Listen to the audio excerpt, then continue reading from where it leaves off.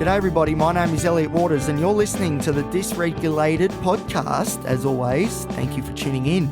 So today's episode, it's pretty serious, this one, especially if you're a citizen of the great Australian state, New South Wales, because unfortunately, and if you've been watching the news, you would be acutely aware that the New South Wales health system is on its knees. And within that broader New South Wales public health system, the mental health system is in huge amounts of turmoil, in crisis at breaking point. So I'm going to tell you in this episode how we got to where we are today, what it means moving forward, and I'll give you my opinions on the matter as well. So this is the story, generally speaking, this is what's going on. So today's the 7th of February, okay. So on the 21st of January, there was a plan. 200 psychiatrists had pledged that they would resign from the public health system on the 21st of January unless certain conditions improved, and the state government certainly are the ones that are in charge of that. So 200 psychiatrists, that's a lot. That's 50% of the New South Wales public psychiatry workforce saying they're going to resign over a pay dispute, although it's a lot more than just that, and the need for increased staffing levels to ensure the system can adequately cope with the huge amount of people who present to New South Wales hospitals in emergency with severe mental ill health. So 50% are saying, you know what, we're out. Sending a message to the state government, you guys need to pull your finger out and fix this, because the system ain't working, and if you don't do it, well, we're going to force you into it. That's the plan as far as I understand it. So as I said, today's the 7th of February. So what has eventuated as of today is that 50 psychiatrists have resigned from the New South Wales public health system, and a further 100 have deferred their resignations, often because of their patients and these doctors are in it for the right reasons. They don't want people getting hurt by this, but at the same time, the system needs to change. So it's a very, very difficult decision to come to. So 100 psychiatrists still are planning on resigning if things don't change, but have deferred their resignations for now. But as I said, the intention is still there to leave the New South Wales public health system unless conditions in this state improve. Now, the thing that worries me is, okay, so what's really good for me personally is that I haven't been a part, or I haven't had to use, I should say, I guess, the New South Wales mental health system for over 12 months now. The last time I did was when I was at ISMU, my last stay. So that's really good for me. That's great. That means Elliot's improving, UP, which you guys would all, of course, know, listening to the potty as you do. But the thing is, go back and listen to my discharge papers episodes. There's more of them coming. And you'll get a bit of an idea that the system ain't going very well. And it wasn't when I was going there. Every time, but always short-staffed. There's too many people, too big wait lines, just the system just buckling under the pressure of the fact that New South Wales, like a lot of jurisdictions, a lot of our mental health outcomes at the moment are not particularly good. And the system has to wear that. But when I was going, the system supposedly was working okay. And I'll tell you, if the system was working okay when I was going, I cannot imagine what it would be like now, because it was terrible back then too. More than on one occasion, I slept on the floor of emergency because there were no seats, because there were too many people waiting to see a psychiatrist, or there were no beds available. So you just slept on the floor until the one psychiatrist that was on overnight, was able to see you and then just give you some benzos like lorazepam or Valium, and you're on your way, because the system couldn't cope with all the people that were looking for some help. So the psychiatrists were doing the best that they could, but a lot of that was, trying to get people on their way because there was just too many people, not enough staff, not enough beds. And, the waiting hours every time I went up there was huge. I knew that by going up to the Mater Hospital, say the Mater Hospital's where in Newcastle here, it's run by New South Wales Health, it's part of the public mental health system. I knew when I went up there was every chance that my mood would get worse before it got better, because, just imagine super anxious, having massive panic attacks and these depressive episodes where the walls are closing in, it feels like everything's ending. And then you've got to wait around for 6, 8, 10 hours, sleep on the floor. And then if you're lucky, you see a psychiatrist, and often what happened was I just couldn't handle it anymore and I would just walk out and leave, which is very dangerous because look, a lot of people that front up to the emergency departments with mental health concerns have got massive anxiety problems, massive. Now you got to think, if someone is willing to push past the massive amounts of anxiety that they have to get to the hospital, that there's a decision being made that the pain of having to talk to people and be in that environment, as bad as it is still better than the alternative. So people that go to the hospital aren't there for attention. This is serious, serious stuff. And the fact that on more than one occasion I was that person and I left without being seen by anybody because the wait line was so long, that is a terrible blight on the New South Wales system.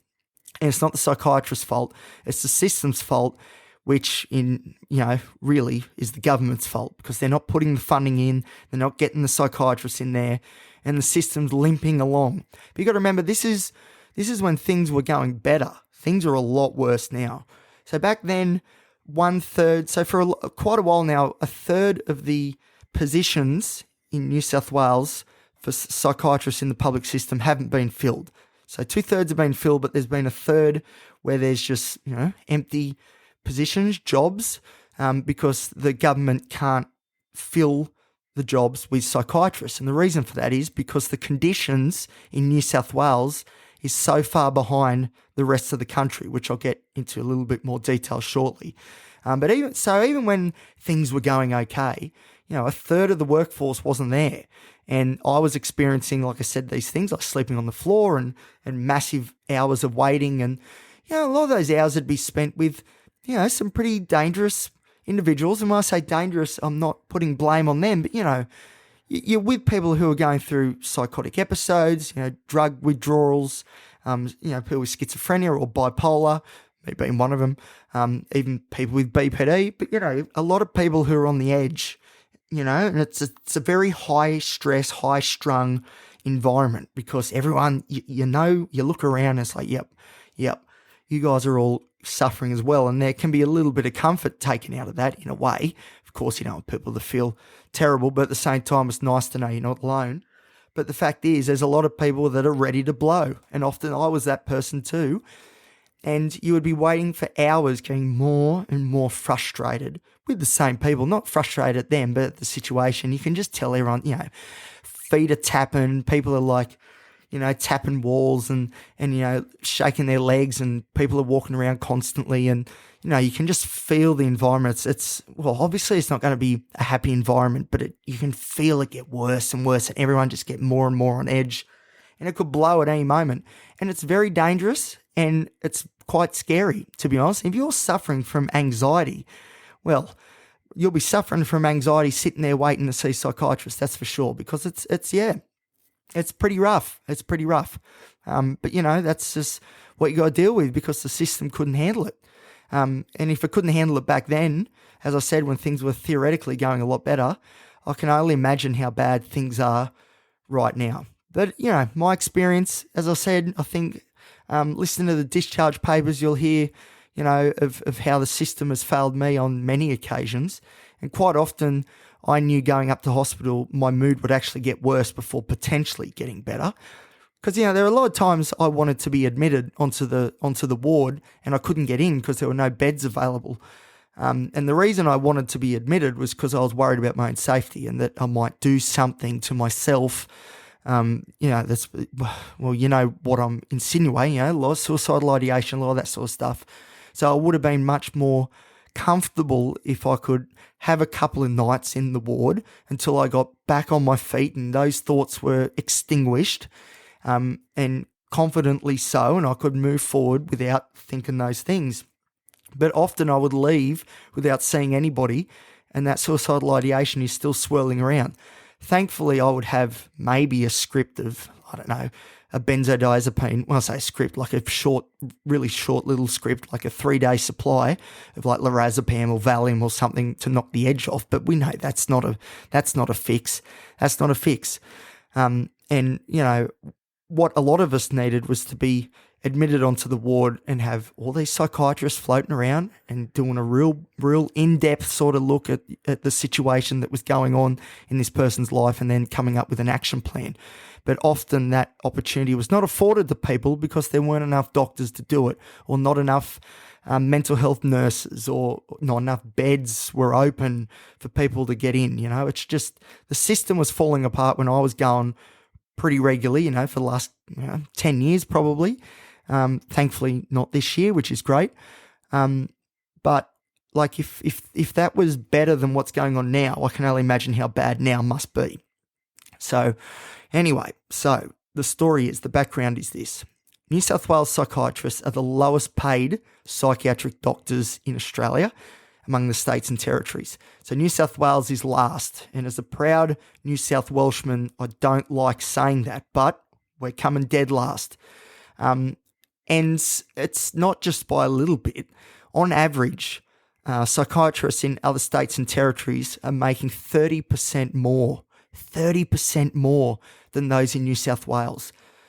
So if I was a psychiatrist, for example, I could move and work in Western Australia and earn 51.6% more than I do in New South Wales. And I'm in a system that has more doctors per number of patients. So the stress isn't as high, the workload isn't as high, and I'm getting paid heaps more for it too. So you got to ask the question, why on earth would you stay in New South Wales? The Northern Territory is next in line. So psychiatrists there can earn 44.6% extra on their base salary. And Northern Territory, the Northern Territory has its own struggles for sure, but the demand just isn't there like it is in New South Wales. The only jurisdiction where there is almost pay parity, and this is a blight on the Victorian government, is Victoria, who earn just 0.28% extra than a New South Wales psychiatrist, which isn't a huge surprise given the condition of the Victorian economy at the moment. But hey, that's a conversation for another day. So what New South Wales psychiatrists are asking for is an immediate pay increase of 25% over the course of this year. And the New South Wales state government has refused this request, instead tabling an offer of 10.5% increase over 3 years. So that is a lot less than what the psychiatrists are asking for. Now, it might sound like a lot, geez, they're asking for a 25% increase. Who on earth gets that? Not many people. But like I said, Western Australia, they're 51.6% ahead. This is only to try and get some sort of parity with the rest of the states and territories. And really, like, the increase could be a lot more. 25% is really just the start, but the psychiatrist would have been happy with that, an immediate increase of 25%. Boom. We won't resign, we'll get this mental health system up and running. And the idea is, because maybe New South Wales psychiatrists get paid a little bit better, that more will want to stay in our state and work in the public system. But as I said, if you can go to WA and earn 51.6% more, doing less hours and having less of a burden, like, seriously, why wouldn't you do it? And that's exactly what's happening. People are going to the other states and territories, and that's why New South Wales, for so long now, cannot fill the positions that are available with psychiatrists because no one wants to stay here and work under terrible conditions for money that is so much less than they could make in Queensland or in South Australia, Tasmania, wherever. So Ian Lisser is the acting Executive Director of the Australian Salaried Medical Officers Federations. And he has said the psychiatrists had little choice but to resign after working for months in a crumbling system. So I quote, he says, instead of dealing with the underlying problem of staff retention and attraction, the Minister for Health seems happy to throw mental health patients, the psychiatry workforce, and doctors in training in New South Wales under the bus, he said. And he continues and says that the state government refused to increase their 3% originally offer, despite a 30% pay gap compared to what psychiatrists on average in the other states and territories are earning. So the state government originally said, all right, we'll give you 3%. How ridiculous. And now they've said, okay, we'll give you 10.5% over 3 years, which is, if inflation keeps going, that's barely going to stay parity with CPI, the Consumer Price Index. Anyway, this isn't a finance podcast. But it's really, words escape me. It's pretty it's embarrassing that that's what the state government came up with, 3%, seriously, when other states are getting up to 30%, 40%, 50% more. So he continues, the New South Wales government has failed to be an attractive employer and is now spitting the dummy when no one wants to work for him, he said. Lisa also said that psychiatrists had been urging the government to address this issue for around 16 months. So again, a lot of my bad experiences were before these 16 months when the system was supposedly going okay. But the psychiatrists' concerns were ignored, and I quote, the minister is well aware that there is already a dangerously understaffed mental health service with a staffing shortfall, get this, of 140 psychiatrists in New South Wales. This is before the resignations, and he has done nothing to fix this. 140 positions. That would definitely make wait times at the MARTA be a bit quicker, I reckon, if those positions were filled. Now, this isn't all about pay.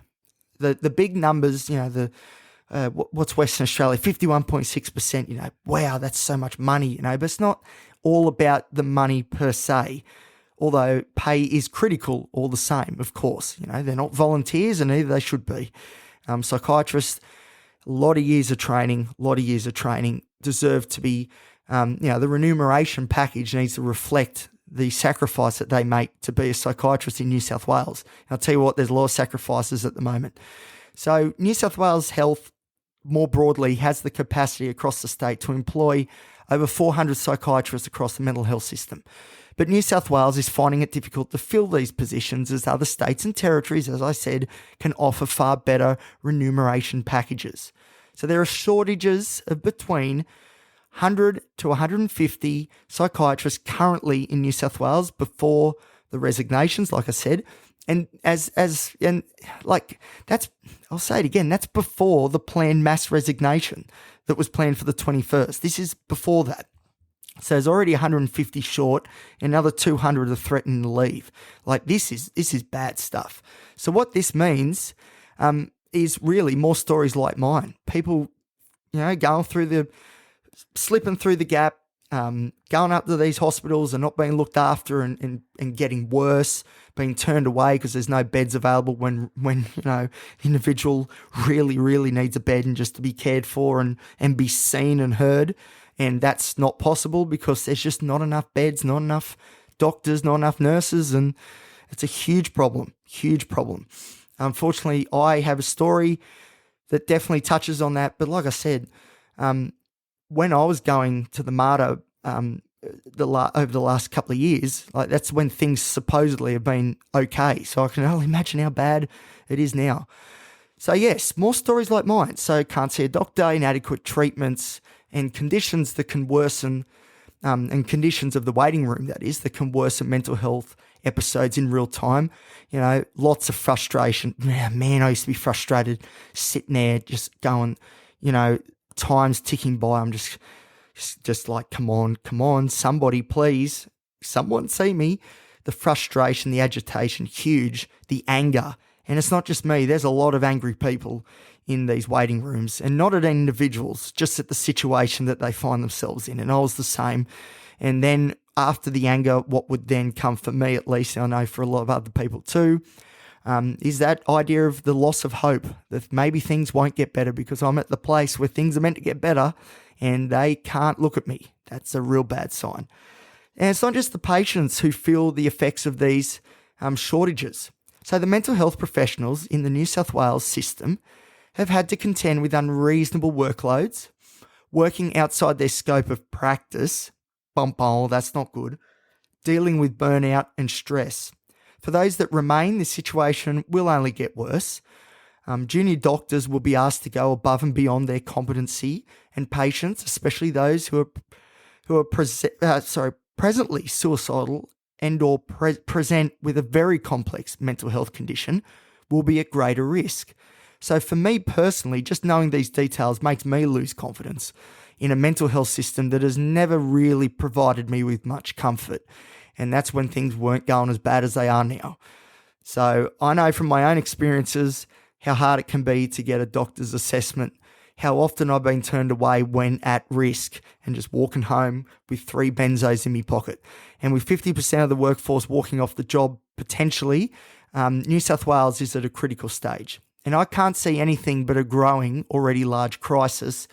And I fear and expect that some people will lose their lives because of this. And I don't think that that is a bold statement. People will die because of this. And this is the real moral problem that the psychiatrists have faced, which is, do we keep going in a broken system, which in itself is putting people at huge risk, and just keep going because, that try and keep the wheels going as best we can for our patients? Or do we really take a big step and resign, and knowing full well that the system is going to be worse for a time and that people are going to struggle really badly, but doing it thinking of down the track, the government needs to know what's going on. This is a big wake-up call, and maybe this wake-up call will then fix the system. So it's that sort of question. Do I keep going in a system that's bumbling and fumbling along and people are falling through the cracks, or do I decide to resign and send a real message to the New South Wales state government, but knowing that things will get harder before they get better? Tough one. And for me personally, I don't know what I would pick. I don't know. There is no winning answer of this. It's not good for doctors. It's not good for patients. It's not good for the government either, because they have a lot of responsibility in this, and they need to come to the party and fix it, because people are going to lose their lives. They will, definitely. And I'm sure it has already happened. But generally speaking, I personally do support these measures being undertaken by the New South Wales psychiatric fraternity. Definitely, I do. It'd be hard for me to make a decision which way I would go, but either way, I'd be happy that people are making this big, bold step, because the system needs the government needs a big wake-up call, and nothing else has worked. So, hey, this is one of the more drastic things to do, get everyone to resign. But if that's what needs to be done for longer term, improvement in the system, well, then maybe that's what needs to happen. So I do support the New South Wales psychiatric fraternity. I do, despite the expected consequences, which will have begun. I've seen how the system currently pushes people to the brink regularly. That's a huge problem. Like I said, you go up there, for me, 3/4 of the time I went up there, I left feeling worse. It's the system is broken, make no mistake. And even when the government's saying the system was going okay, it was still broken, make no mistake. It's over capacity. People are suffering and ultimately dying because the system has been left to decay for so long, and I've seen it in my own experience. This isn't a new problem for New South Wales Health. The lack of resources has been a problem across the board, and for as long as I've been in contact with the public system, like my first ever going to the MARTA when I think I was 20, and I'm 34 now, that was not good. I didn't see anybody and I had to leave. It's a miracle I ever went back. But it is broken, and it needs some radical interventions to be working anywhere near the expectation of the New South Wales community. And I think if the government paid, competitive wages, you would see a return of supply of psychiatrists in New South Wales. Pay people properly and see what happens. The mass exodus, I think, would stop. New South Wales would find itself with a renewed supply of psychiatrists, and we either hold on to the ones we've already got and attract some more to fill those 150 vacant spots that were already there. And then psychiatrists' workloads would be reasonable and at a pace that allows the doctors to do their jobs properly and with consideration. Something that's so important when dealing with mental ill health, as a lot of us know. To get a proper analysis and description of the patient and what they're going through, there needs to be time spent in the consultation room with a mental health professional. More psychiatrists, I envisage, would allow this improved standard of care to be attained, for sure.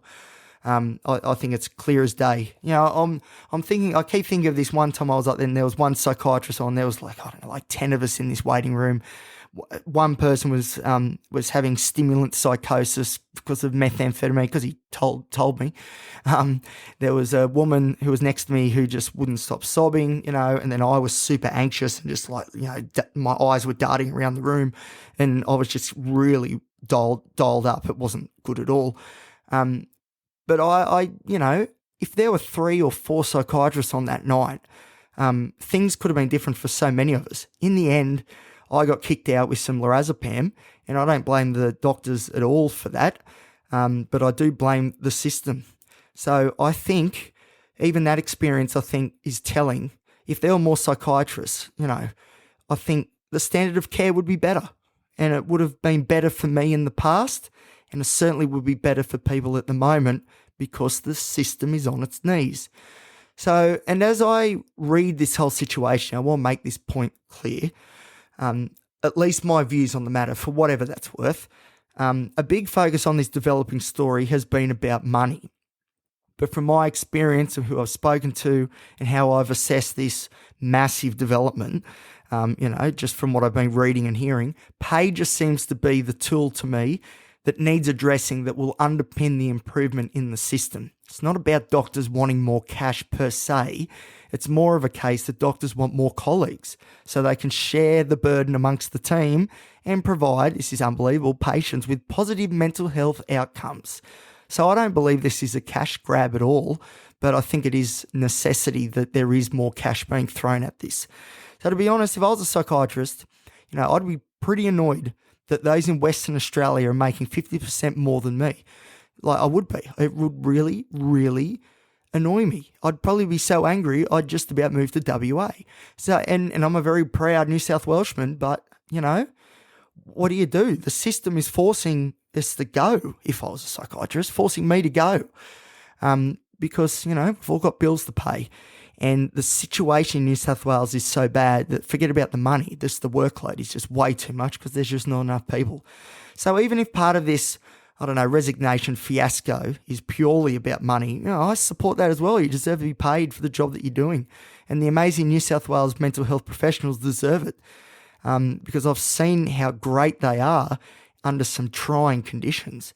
But the main point of all of this, though, as I read it at least, is very much about staffing numbers and ultimately the care that can be afforded to those in New South Wales who are in mental distress, and there's a lot of us. All right, here we go. Let's talk to another expert. So Dr. Elizabeth Moore is the president of the Royal Australian and New Zealand College of Psychiatrists. She's right up there. So she was interviewed by SBS News Australia, and I want to tell you a bit of what she said. And I quote, "Countless reports and inquiries have repeatedly confirmed what we already know, that there is a critical and chronic workforce shortage hampering the system's ability to care for the people that rely on it," she said.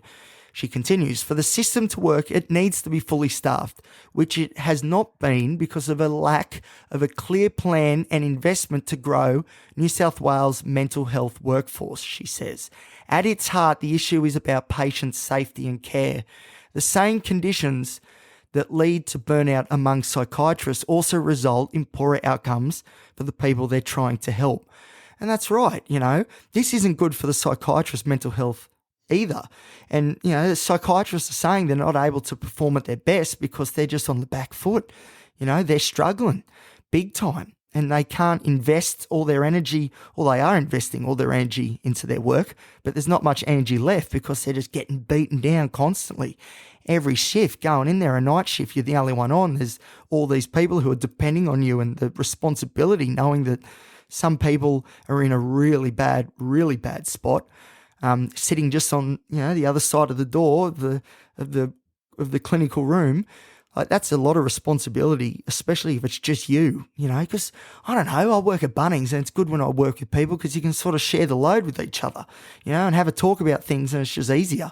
And I know Bunnings is obviously nowhere near the same sort of stress, although I get very stressed from it, but still, than compared to being a psychiatrist. But it's the same sort of thing, you sort of lean on each other, and it makes the day go quicker, and it just makes things better. And overall, we're at work a lot, so if you make work better, you sort of make your own life better. And if work is really difficult, your life tends to be difficult too. And that is the reality that these psychiatrists are facing. So just today, So today, the ABC published a story which quoted leaked data from New South Wales Health that told of one person, poor person, with chronic schizophrenia. So, in a real bad psychotic state, chronic schizophrenia, very complex presentation. This poor person spent 88 hours waiting in the emergency department, waiting for a mental health bed. And this was at Sydney's Westmead Hospital. 88 hours, chronic schizophrenia. That means the schizophrenia doesn't go away. It's always there. And if this individual is in the emergency department and is willing to wait 88 hours to get care, they're in a really bad way. And I can only imagine how hellacious that must have been. This poor person every day is so difficult for them. You need a break. Sometimes we need to cop a good break, and that 88 hours waiting for help in the emergency department, that's, considering Australia is meant to be the lucky country, New South Wales is the premier state, that's embarrassing. It's worse than that, but it's embarrassing on the face of it. That's terrible. All right, and it gets worse. At New South Wales' largest mental health facility, which is Cumberland Hospital, which is also in Sydney, several of their mental health units are now closed, including an early intervention unit and a unit dedicated to the mental health of older patients. This is disastrous. Our biggest mental hospital shutting full units and wards because they can't staff it adequately. What is going on in New South Wales? And it continues as reported by mamamia.com.au, which admittedly isn't usually a source that I would reach out for. But they interviewed a registrar psychiatrist who wanted to stay anonymous, but from New South Wales, who reached out and has said that some New South Wales psychiatrists, get this, have been left to care, with all the latest developments, for more than 500 patients each, which has prompted a further exodus of doctors who are already stretched to the limit. How can you care for 500 people? You can't. You just can't. And people will be missing out on the care that they need. And it's not the psychiatrist's fault. It's the New South Wales government's fault, in my opinion. And like I said before, people are going to fall through the cracks and people are going to die. People will be dying because of this. And the fact that that's happening in New South Wales is disgraceful. Seriously, imagine being responsible. Think of the responsibility, and then times that, of one person that you're looking after, times it by 500. Many of these, because we're in, emergency mental health wards, many of these people are deemed high risk of suicide, and a lot also are deemed a risk to the general community as well. So then there's extra responsibility of those people in the community. There's responsibility that has to cover them. It's ridiculous. It's ridiculous. It's almost unfathomable, honestly. But then again, from my experiences in the public mental health, scene, and again, you can listen to my Discharge Papers episodes. They are brilliant. No one goes deeper than me. But I can definitely see how all this can be happening. I can see it. It was happening, on different levels before when things were supposedly going good, as I keep saying. So I can only imagine how things are now. Make no mistake. I'm sorry, this is harsh, but people will die because of this. People who feel as though their only option moving forward is to be seen in hospital, which has been me many times. It's either hospital and hopefully they can save me, or, we're exiting the scene. You know what I mean? And I've been in that position. So people such as those who are in that position right now find themselves without potentially that second option of hospital, and then using that as sort of, the foothold to then get out of that sort of suicidal, headspace. For a lot of people, that option is now gone. So what do you think's going to happen? Or if you are able to make it to the hospital, the conditions that you would have to endure, such as those extreme wait times, 88 hours, that is, it makes me anxious and depressed. It's that poor person. So extreme wait times that will only further damage the individual's headspace. And I know that because the wait times I was having did the same to me. So this is the bottom line as I see it. The New South Wales government, who are in a bit of trouble at the moment because they're not paying the railway workers enough. They're not paying the nurses and the midwives enough. And general doctors in the New South Wales health system are also looking for pay rises, because this is a problem more broadly across the system compared to the other states and territories as well. So it's not just the psychiatrists in New South Wales are getting less than their peers. It's all doctors in New South Wales are getting less than their peers across the country. The government needs to do something about this because, as I said, I'll say it again, I don't like saying it, but people will die because of this. Already there are 140 vacant positions before the latest dramas. There are already 140. A third of the workforce positions were not filled before this really kicked off. And the further resignations that have occurred, that needs to be turned around by providing some remuneration conditions of work that attract and retain staff like any other workplace. Seriously, WA, 51.6% or whatever it is. The average across the country, if you go to another jurisdiction, is 30% minimum. That is a lot of money.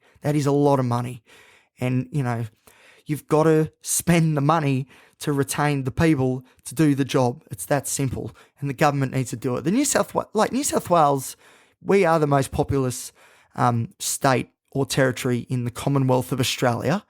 And this hasn't always been like this, but just over time, New South Wales Health, via the government, they've just, they're just fallen behind, and now we're left with this disastrous situation. So what do? We know what the government needs to do. They need to, as much as it's going to hurt the budget, but they should have predicted this 15, 20 years ago. They need to fix the pay conditions and the working conditions so psychiatrists stay in New South Wales. But what if I or anyone else in New South Wales has an acute mental health episode? Who do we turn to? This is a scary situation. The picture I've just painted is not a good one. Because I, like so many others, have asked this question numerous times long before these impending and current resignations, Like I said, even when things were supposedly going all right, it was still a scary situation because I didn't know if I'd get looked at. So what already is a dire situation is surely only going to get worse. And remember, there's 100 psychiatrists who are just waiting to pull the trigger if the government don't act. And so far, the government isn't acting.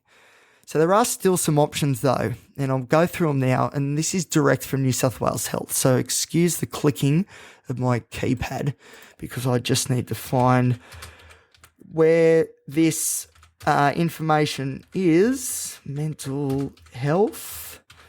I'm doing this because I want to show that you can do it in real time. Here we go, New South Wales Health. Okay.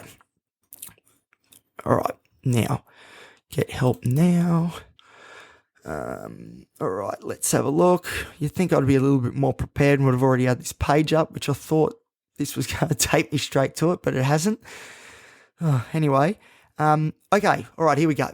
Okay, so the website I'm on is health.newsouthwales.gov.au/mental health. Okay, this is the mental health homepage for New South Wales. So right at the top, there's one of those sort of like attention sign things, and there's a link, and the link says public mental health services in New South Wales remain available for those who need care. All right, well, let's click on that and see how they spin this. All right, so it says this is actually, I'll read this out too for those who would like to go straight there. Again, www.health.nsw.gov.au/mental health/pages/services. Okay, so public mental health services in New South Wales remain available for those who need care. All right, I might just read, I think, all of this out because this is very important. This is straight from, the horse's mouth, so to speak. This is what New South Wales Health is telling us to do given the current circumstances. And a lot of these things are services that run anyway, like the mental health line I'm about to talk about shortly. And I've used them extensively, and I would recommend the people now, if they feel like they need to use the mental health line, definitely, because it's a great service. But, that might be gutted too. I don't know. Maybe people are on hold longer. And anyway, this is what the website says. So although there may be changes to how services are delivered in some areas, our dedicated and highly skilled mental health staff are out here to care for you. Our priority is the health and safety of our community. It is important for anyone experiencing mental health distress or concerns at any time to reach out for help and care. Please don't delay. Help is available if you need it. Yeah, don't know about that one. Emergency care. If someone has attempted or is at immediate risk of attempting to harm themselves or someone else in New South Wales and across Australia, call 000 immediately. For urgent 24/7 mental health advice, support and care, you can call the New South Wales Mental Health line, that's the one I was talking about before, on 1-800-011-511 for advice, triage and connection to local mental health services. And take it from me, the mental health line has just about saved my life on more than one occasion. It is really good as long as it's staffed and the options are available. It's a bit hard when you're on the phone, you're saying, look, because they've told me go to the Mater Hospital and they let them know I'm coming and all this sort of stuff and, which is really good. But it would be hard being one of the phone operators, knowing how the massive waits and how bad the conditions are at these public hospitals, to be sending someone there knowing how bad it is. Like, it must be, I don't know, it must be a real moral sort of conundrum, a bit like the psychiatrists are looking at. You can also, as well as calling the mental health line, we are lucky here in New South Wales and Australia to have 24/7 crisis counselling telephone services. So Lifeline 131114, and Kids Helpline for kids aged 5 to 25, 1-800-551-800. Okay, so mental health support and services more generally. So this, if you or someone you know needs general mental health support, use New South Wales Health's Mental Health Service Finder to find the right care, or speak to your GP about other support available. So the support is via telephone. Beyond Blue, 24/7 help for mental health advice and support, 1300-224636. There's the suicide callback service, 1300-659-467, 13-YARN, which is for particularly for people who are Aboriginal or Torres Strait Islander backgrounds. That's 139276. And then there's also the Transcultural Mental Health line, which is open Monday to Friday, 9 a.m. to 4:30 p.m, 1-800-648-911. For general health advice, call New South Wales Health Direct on 1-800-022-222. So that is what New South Wales Health is saying. And, a lot of those services that are not government run, like Lifeline, Beyond Blue, for example, they're not run by the government, but the government's funneling people towards these non-government organisations. That in itself is a bad sign. It's a very bad sign. But yeah, things are tough out there. Things are tough. If you're someone who's at the moment trying to navigate the New South Wales mental health system, feel free to reach out if you'd like and let me know how things are going. Because my thoughts are out there with everybody at the moment. That poor person with schizophrenia, 88 hours, that's ridiculous. It is so, so bad. But yes, so that's what to do. My advice would still be ring the mental health line, because, as I said, they can do triage and they can give you advice, and they're the experts on the system, and they were still the experts on the system as it is today, in its hobbled form. That again being 1-800-011-511. The other states and territories in the country have a mental health line as well, and hopefully your jurisdiction, if you're international, does too. But ours is pretty good, but their options are limited at the moment because the New South Wales government has not invested adequately into the mental health system. And as I said, I don't think this is a huge leap of faith to say this. People will die because of this, and it is so sad. And I really hope the government, honestly, gives the psychiatrists what they're asking for, because I don't think, again, 25% sounds like a lot, but it's not that much when they're so far behind everyone else in the country. Like, seriously, come on. We need to get this sorted because people's lives are at stake. But again, very quickly before I go, I do want to say I support the psychiatrists 100%. If it was me, it'd be a really hard decision whether I would stay on or if I would resign. But I support the people who are resigning definitely, because they just want a mental health system that is there for everybody. That's all they want. Anyway, all right, that's it from me. Thank you for listening. That was a big episode, but it's an important one. If you're still with me now, you've done well. Hope it wasn't too boring going through all the mental health numbers, advice, support and care. Sorry if you're listening outside New South Wales. But that's the story though. That's the story. It's not good. It's pretty desperate times at the moment in New South Wales. And even when things were going okay, they really weren't going okay. So I really send my best regards to anybody who is trying to navigate the system. Please stay strong. And if there's anything I can do to help, even if it's just say good day, you can contact me on Instagram at elliot.t.waters. Remembering I get overwhelmed very easily, so it might take me a little bit to reply, but I will. I promise I'll reply to everybody. You know, if I'm your last resort, send a message. That's fine. That's more than fine. Just remember that I'm also going through my own stuff, and for me, that often manifests itself in not replying to people for a little bit. But I promise I'll read it and I'll get back to you. All right, thanks everybody. Stay strong. Look out for each other, please. If you are enjoying the show, please feel free to like, subscribe, give the show a great rating, and you can share it around with your mates. And you can follow me on Instagram at elliot.t.waters.